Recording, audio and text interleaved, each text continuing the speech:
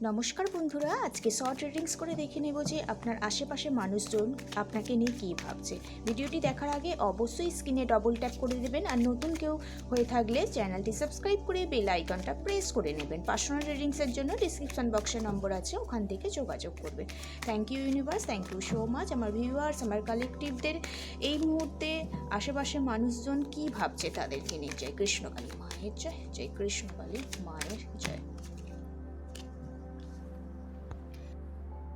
আশেপাশে মানুষজন এটাই ভাবছে আপনার মধ্যে এত ক্যারেজ ব্যাপারটা কী করে এলো, এত ধৈর্য ব্যাপারটা কিভাবে এলো আপনার লাইফে। কারণ ওনাদের জন্য আপনার লাইফটা পুরো একদম হেল হয়ে গিয়েছিল, প্রচুর অবস্ট্যাকল চলছিল, আপনি কোথাও লাস্ট স্ট্যান্ড নিতে পারছিলেন না, একটা কনফ্লিক্ট এনার্জির বাউন্ডারি আপনার লাইফে তৈরি হয়ে গিয়েছিল, প্রচণ্ড শত্রুর সংখ্যা বেড়ে গিয়েছিল, নেগেটিভ এনার্জিতে চলে গিয়েছিলেন। সেখান থেকে বেরিয়ে কিভাবে লাস্ট স্ট্যান্ড নিলেন ওটাই ভেবে পাচ্ছে না, কিভাবে নিজেকে ব্যালেন্স করতে শিখে গেলেন, আপনার মধ্যে একটা ক্লিয়ারিটি কিভাবে এলো, প্রসপারিটি চলে এসছে এবং কোথাও নিজে থেকে সমৃদ্ধশালী হয়ে উঠতে পেরেছেন এবং লোককে এত দান ধ্যান করছেন। এটা দেখেই কিন্তু পাশের লোক ভেবে পাচ্ছে না কিভাবে আপনার মধ্যে অ্যাবান্ডনেস এলো, কারেজ এলো, পেশেন্ট এলো। কারণ অলরেডি আপনাকে ওনারা প্রচণ্ড নেগেটিভ এনার্জি, প্রচণ্ড হোপলেস করে দিয়েছিল যে কোনো কিছু ব্যাপার নিয়ে।